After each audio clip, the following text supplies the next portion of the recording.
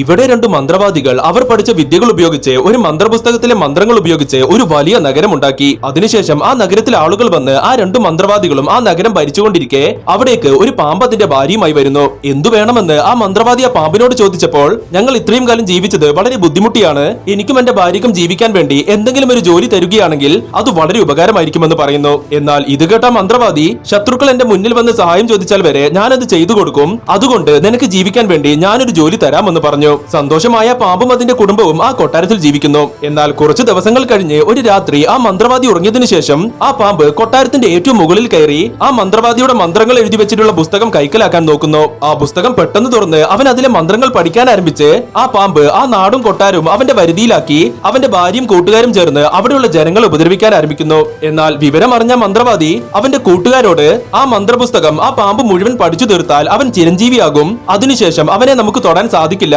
അതുകൊണ്ട് എന്തെങ്കിലും ചെയ്യാനുണ്ടെങ്കിൽ അത് ഇപ്പോൾ തന്നെ ചെയ്യണമെന്ന് പറയുന്നു. അങ്ങനെ ധൈര്യത്തോടെ ആ മന്ത്രവാദി അവന്റെ കൂട്ടുകാരെ കൂട്ടി ആ പാമ്പിനെ കാണാൻ ചെന്നു. എന്നാൽ ആ ബുക്കിന്റെ പകുതി അവൻ പഠിച്ചു കഴിഞ്ഞതിനാൽ അവന്റെ ശക്തി അവർക്ക് തടുക്കാവുന്നതിലും അപ്പുറമാണ്. തന്റെ ജീവൻ പോയാലും വേണ്ടില്ല, ജനങ്ങളെ രക്ഷിക്കണമെന്ന് പറഞ്ഞ് ആ മന്ത്രവാദി ഇപ്പോൾ അവന്റെ ജീവൻ പോലും മറന്ന് ഒരുപാട് നാൾക്ക് മുൻപേ മൂടപ്പെട്ട് കിടന്ന ഒരു വലിയ ശാപം ആ പാമ്പിന്റെ മേലെ പ്രയോഗിക്കുന്നു. അങ്ങനെ ആ ശാപം കാരണം ആ പാമ്പും കുടുംബവും പാതാളത്തിലേക്ക് പോയി, ആ മന്ത്രവാദിയുടെ ജീവനും പോയി. ആ നഗരം ഇപ്പോൾ മണ്ണിനടിയിൽ എന്നേക്കുമായി മൂടപ്പെടുന്നു.